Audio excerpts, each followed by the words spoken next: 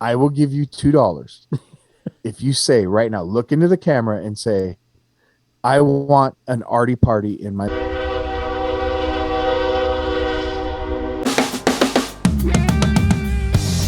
This is LA Kings Fan Talk, where we know nothing. And now, your hosts, Rodney, Rob, and Mike. What is up, Kings fans? Well, the winning streak had to come to an end sometime, right? But the Kings get 7 out of 8 points, going 3-1 on their Canadian road trip. So before we get into it, I want to throw something out there. I want to say that I think this comes at the perfect time because I think we all know that McClellan is not going to change the lineup at all if we're winning, right? So this comes at a good time because now we can actually send some people down and insert, Anderson, Velarde, Arvidsson, whoever. What were the moves that happened today? Or yesterday, they sent Tynan down, so he's going to be down with the rain again. So that opens up one spot. So I'm pretty sure that's one of the spots, which should open up the spot for Anderson. Did you guys see the stuff about Arvidsson still being sick? I don't know if you saw that. Yeah, I saw it wasn't COVID, but he was sick. Yeah, he's outside of COVID protocol, so I don't know if he'll be back by Wednesday. But let's say both Velarde and Arvidsson are good to go on Wednesday. What 2 players do you send down? The ones that we can.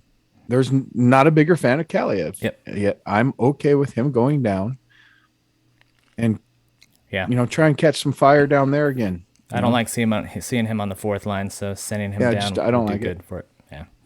So who's the other guy?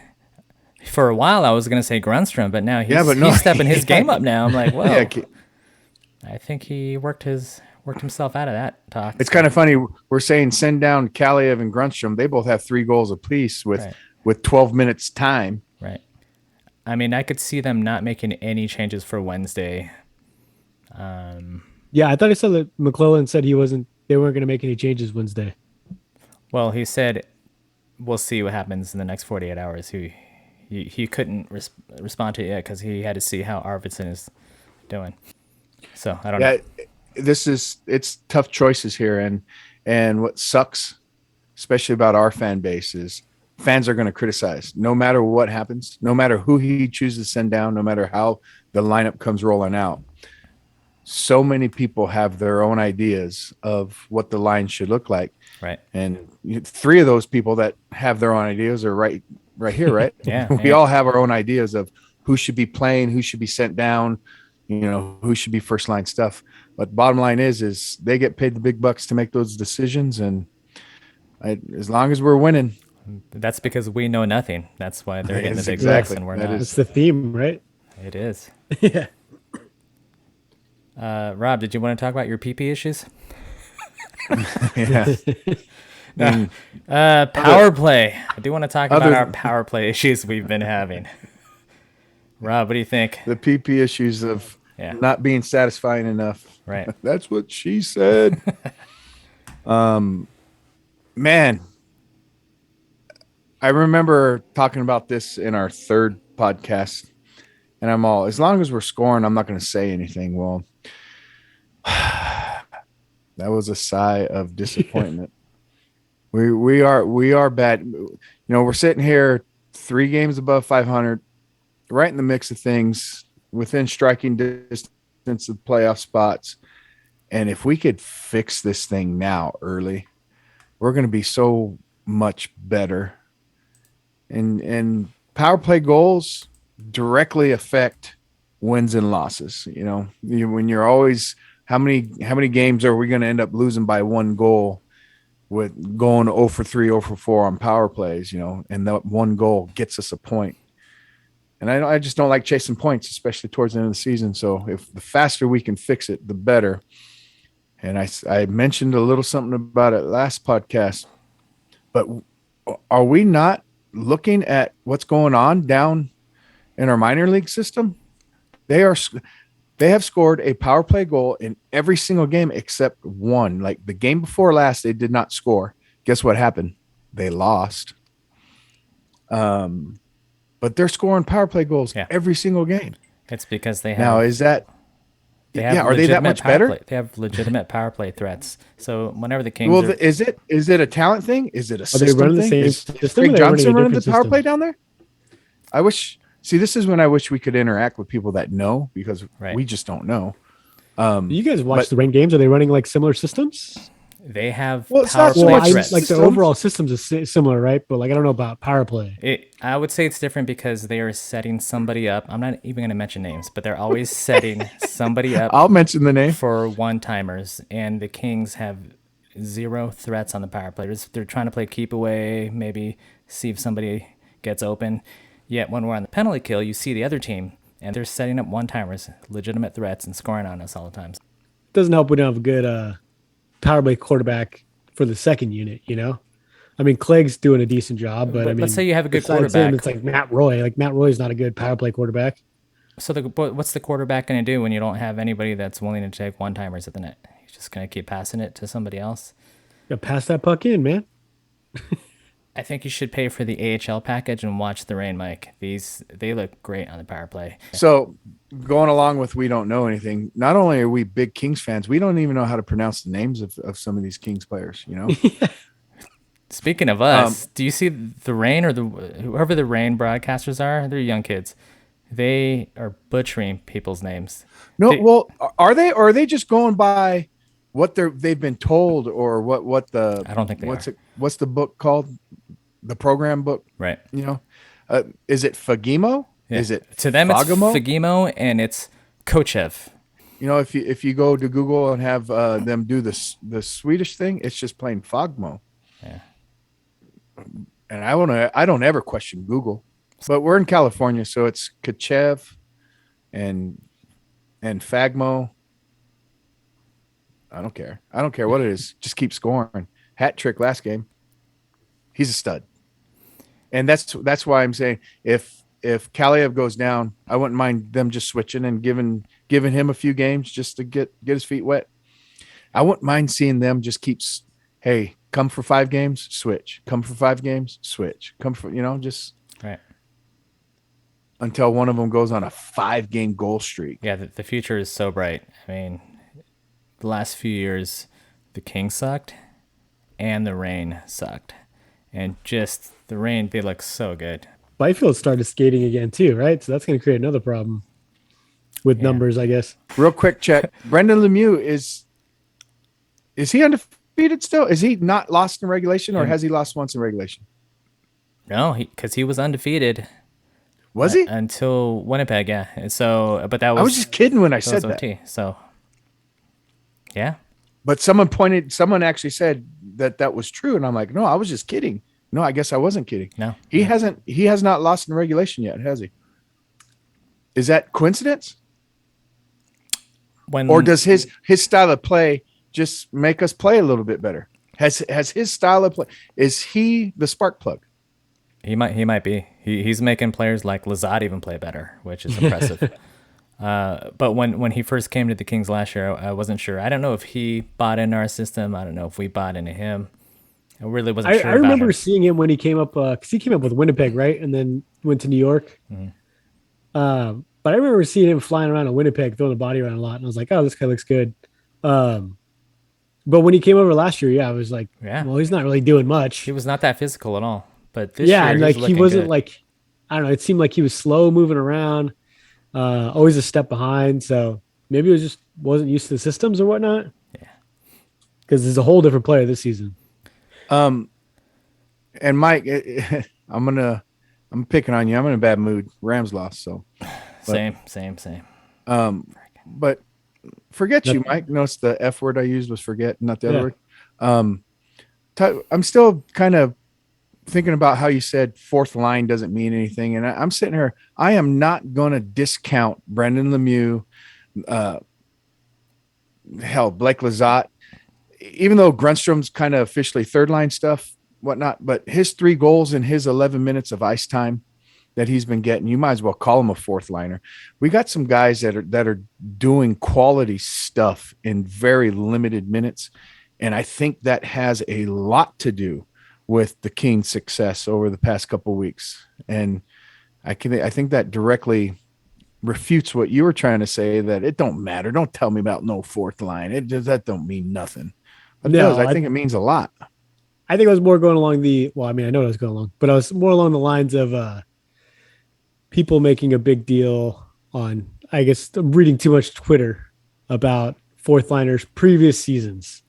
So again, my example was Austin Wagner, like, oh, you're going to lose Austin Wagner. You're going to put him on waivers, blah, blah, blah. Right. Well, but yeah, there's a difference between a fourth liner that just isn't doing anything and a fourth liner that's actually doing something. I'll never, I fight with some of my closer friends and family about Austin Wagner. I'd never minded him because I appreciated the generation of scoring chances, although he never finished. But you got to understand, he was making six figures only. And for a guy that makes six figures, that comes in, creates scoring chances, bangs the body, does what he's asked in the 10 minutes that he plays, I'm never going to complain about that. Would it be nice if he finished one of his 5 breakaways he has every single game? Sure. But I don't see anyone else on the top lines getting 5 breakaways a game. Right. While we're talking about fourth liners, I am very, very surprised that we did not get text messages or a tweet was not sent out by Mike saying, Kyle Clifford is available. The Kings need to bring him back. My favorite player ever besides Doughty. What happened, Mike? How come we didn't get that tweet from you? Oh, I definitely eyebrow raiser for me. I was like, but I like Lemieux, so yeah, can't have Clifford and Lemieux. I mean, I hope, could, but it wouldn't make sense. I'm going to go ahead and say we will not be adding any kind of waiver additions for quite some time. We're going to be having waiver subtraction. Exactly. That's what I was going to say. The whole season. So. But you know what? This is a good problem to have. It's a problem we have not had for a long time. And as much as it sucks and you don't know who to play, who to send up, or who to send down, who to bring up, I'd much rather be in this position than where we were a few years ago. So out of the two, if it's just Kupari or Kaliev, who do you send down if you're the coach? I send out Kaliev simply because he's a winger. And he's younger. Definitely Kaliev is next. Before Kupari, just because of the age. I agree. Kaliev should go down and play top 6 minutes down in Ontario.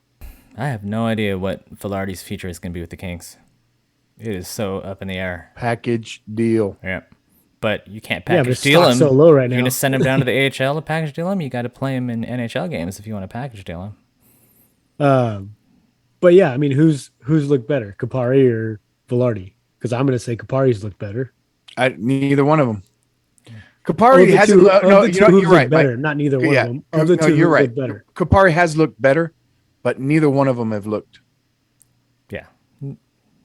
No, you know what? No, because Velarde, just his couple flashes of sickness is pretty impressive. Where Kupari hasn't been as bad as Velarde. Well, don't forget. But I think Velarde's been better than Kupari. But don't forget that Velarde's also, I guess, the leader in minus right now. So yeah, he's shown flashes, but he's very inconsistent and he's getting scored on. Hey, speaking of which, my boy, that if I was allowed to have a baby, I would want Kopitar to be the father. My boy Kopitar is a minus. Say I follow. Yeah. No. Kopitar is a -2 right now. I saw that. I mean, still point per game. That's half as bad as your boy Olimata, which is crazy. Yeah, we've got some dashes out there when you're taking a look at the plus minuses. Right. But Mikey Anderson and Bjornfoot, studs, +9, +7 respectively. Whew. You know what's crazy is that Kopitar is getting a lot more offensive zone faceoffs this year, and he's a minus. And prior years, he was getting all the defensive zone faceoffs and was a plus. How does that work out? It's kind of crazy. Well, little off the rails here, no structure. That's the name of our podcast. Absolutely. I was talking with my brother Saturday when we watch the Kings games on Saturdays together. It's cute. It is. At least I like to watch the Kings games, Michael. Not unpacking. I got kids. Philip Deneau, I was telling him I'm starting to appreciate him even more now that I'm starting to understand what he's going to do when he's coming up with the puck. You know, so many guys like to just dump it into the corner, try and beat the guy, smash the guy, retrieve. He likes to like curl around, right around the blue line, hold on to the puck, stay up against the boards. Wait for that line change to happen. Yeah. And now that I can start predicting what he's going to do, now it's not so, now that's not so foreign to me. I could start enjoying a little more of what he's doing and get a little more appreciation for what he does. It's good stuff. All right. Loving it. Loving the Deneau love. Good job, Rob. Yeah, he's fun to watch right now. I like little nuances, guys that do stuff that normal fans don't really understand or pay attention to. The Kings used to be really, really good at board work and getting pucks, retrieving them and getting them on the board. And that's kind of gone away the past few seasons. The glory days. Yeah. Yeah. All right, Rob. How do you think the Kings compare, to teams like Washington and Carolina? Funny you should ask, Rodney, since those are the next two teams we're playing. Right? Yep. It's going to be fun to watch. Figure out this is going to tell us where we're at. Measuring stick. We look like we were running in sand against Ottawa, but seriously, the rain could have beat Ottawa that night with all their scratches for COVID protocol and whatnot. And then we didn't win our last game. So are things starting to come back down to earth for us or not? I don't know, but I'll tell you what, if we don't play to our potential, to the top of our potential, these next two games could get ugly for us. So I hope we go out there and say, hey, measuring stick time, and show them, everybody, just how large our penises are, Right. But you agree with that, Mike? To use Rob's terminology, it's gonna be a girthy road trip here. What are you talking about? Road trip? It's a homestand. It's not road. They're coming. A homestand. Yeah. Sorry. We know nothing, people. We know nothing. He's an idiot. No, I'm just looking at the schedule right now. Capitals, Canes. Those would be two tough games. Coyotes, Maple Leaf Senators, and the Ducks. Everyone and their mother has called. If you go and look right now on all the power rankings, Carolina Hurricanes are either number 1 or number 2 on everybody's power rankings. Yep. If it's a Canadian power ranking, they'll have the Oilers up there just because. Of the Oilers, of the Leafs right after them. Yeah, whatever. Even though we just beat the Leafs. But no matter what it is, Carolina is everyone's consensus top 1-2 teams in the league. And if we could go out there and smack them around, come out victorious, it'll be a big feather in our cap. Agreed. And yes, people, I'm saying our like if I'm part of the team, because that's what fans do. Yes. If you don't like it, suck it. When we play the Washington Capitals, there is a player. You want to talk about stupid dreams and fan talk stuff that never happened. I want Tom Wilson in a Kings uniform so badly. Right. So badly. He's the perfect human being. He really is. He's damn good looking. He's fast. He's tough. He's skilled. Barry Trotz actually called him the perfect hockey player. I'm calling him the perfect human being. Wow. And if he was in a Kings uniform, that would be a jersey. My son has an actual Capitals Tom Wilson jersey. He loves Tom Wilson.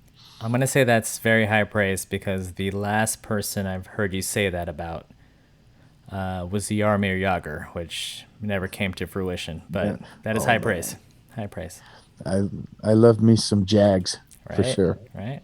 I thought Kovalchuk was on the list too. Oh, I love Coach. Kopitar. Hey, the sucker scored 400 plus NHL goals and left in the middle of his career. He would easily be a 500 goal scorer. He left in his prime. That's impressive. He went to the Stanley Cup final. I'm just saying, I thought that would be the last guy. And the Kings misused him. Plain and simple. The Kings misused him. What other topics you guys want to cover? I don't know. You want to talk about guys we haven't talked about yet? Disappointments. Trevor Moore, I love him, yet he only has 2 points in 15 games. Yeah, he should be on our fourth line. Once we get our healthy people back in the lineup. No, here's something here. Positive note. Anthony Ciu. Yep. 5 points in 5 games. Yep. He's looked good. That's my boy right there. I mean, right, Mike.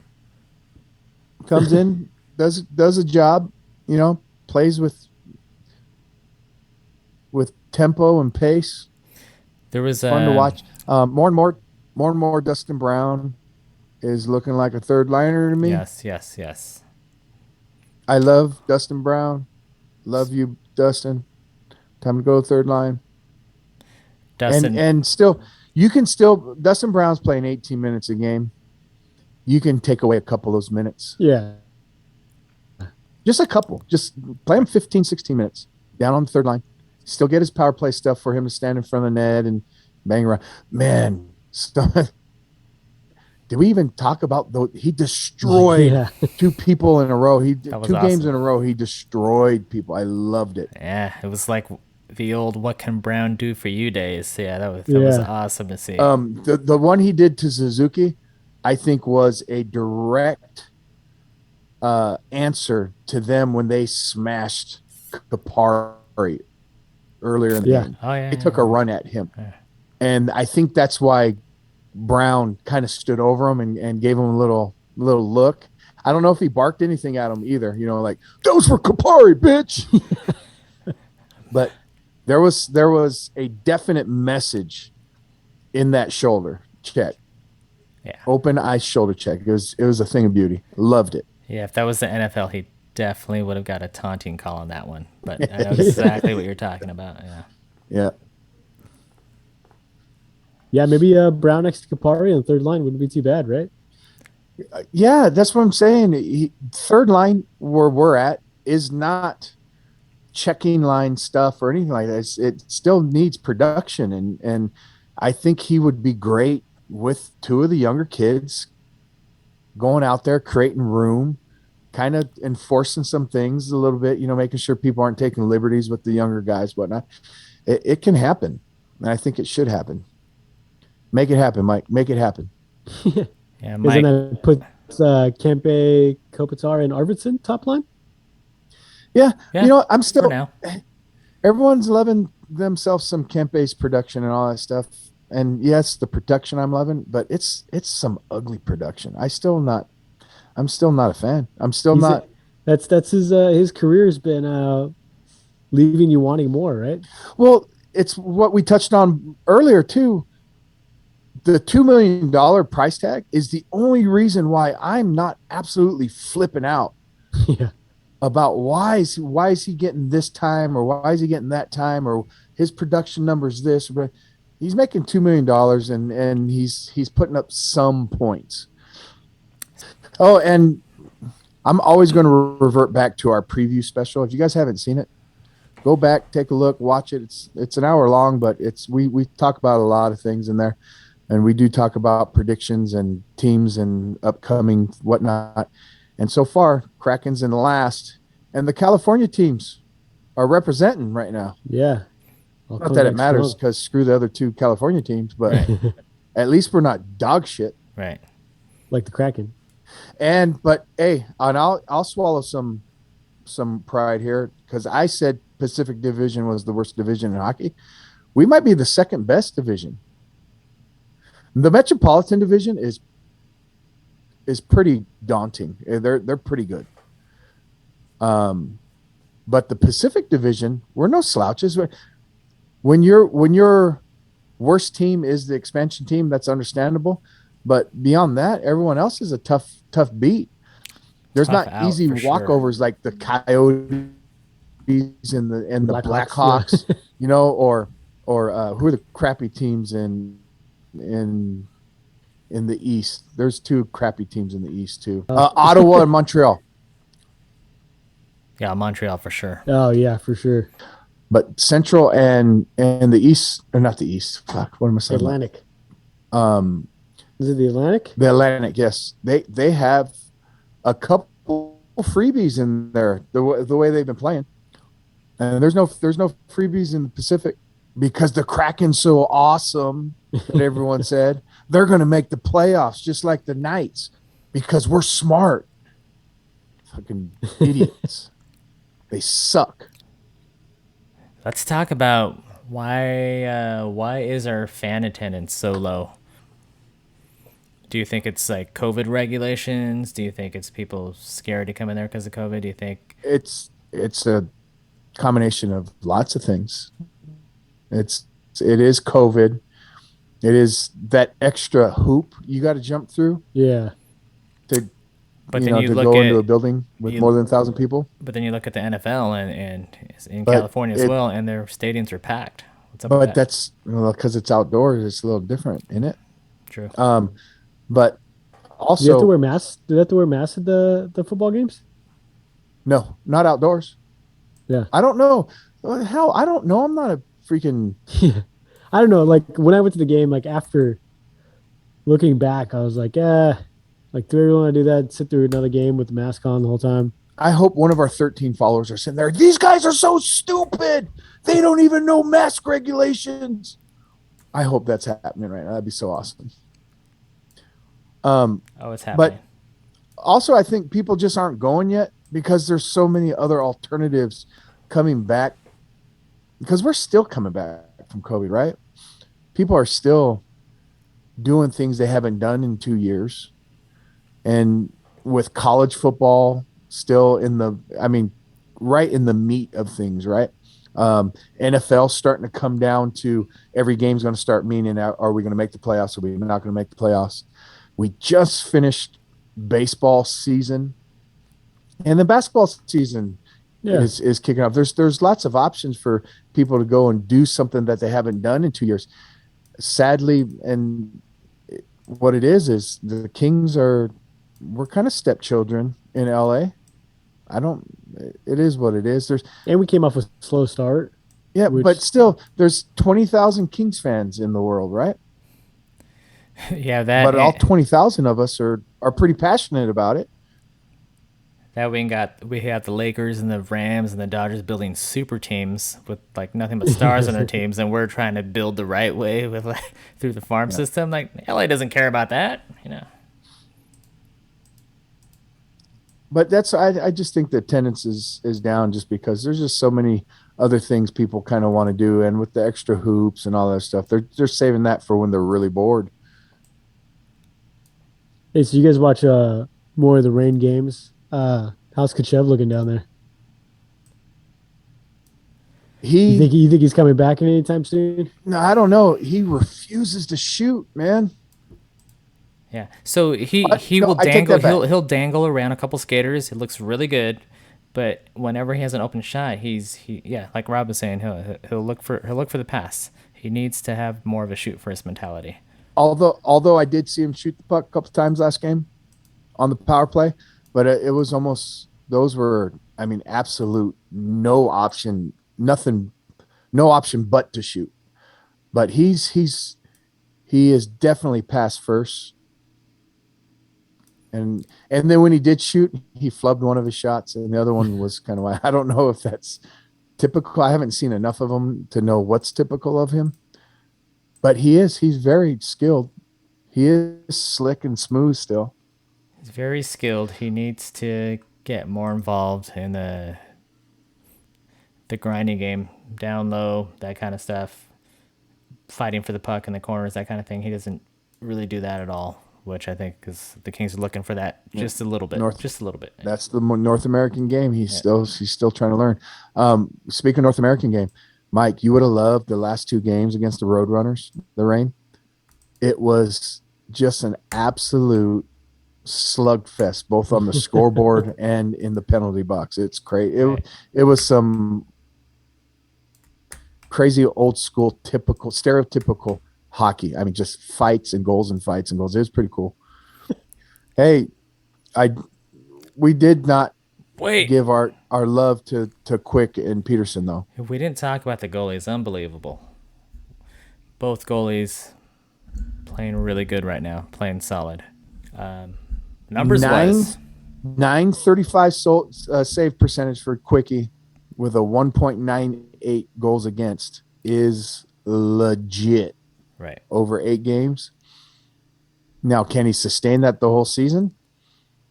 Normally, I'd say no, but we're talking Jonathan Quick here. It's Jonathan Quick. Anything's possible with that guy. He's too quick. He's too quick. Yeah. No, he's a stud. Yes. He's a 2-time Cup winner. Yep. I'm not going to put anything past him. Now, 935 is pretty hefty, and the sub 2 goals against. You know, it is the new NHL. They are, but man, what a great 7 out of his 8 games have been.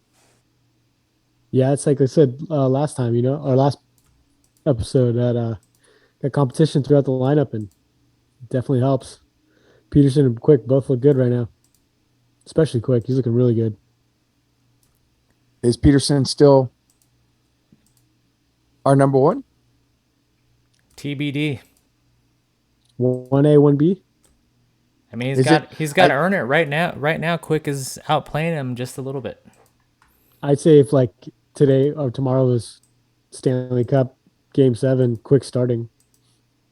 I don't know of any other teams in the league that have the true 1A, 1B.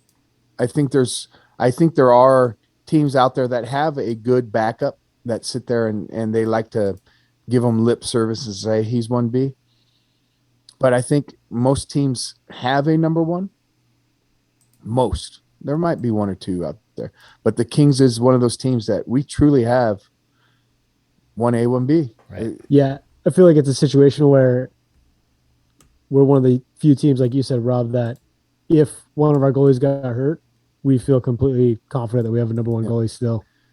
And the guys down in the farm system, they've, preseason stuff when Sparks came up, when Villalta came up and stuff like that, they're serviceable to be backup goalies for our number 1s if one of them get hurt, whatnot. So, yeah, I'm not too worried about our goalie situation just quite yet. Does that mean we could trade one of them? I wouldn't. There's no need to. Well, do you see a situation to where you would trade one of them come deadline? If we're in the mix, do you trade one to get something?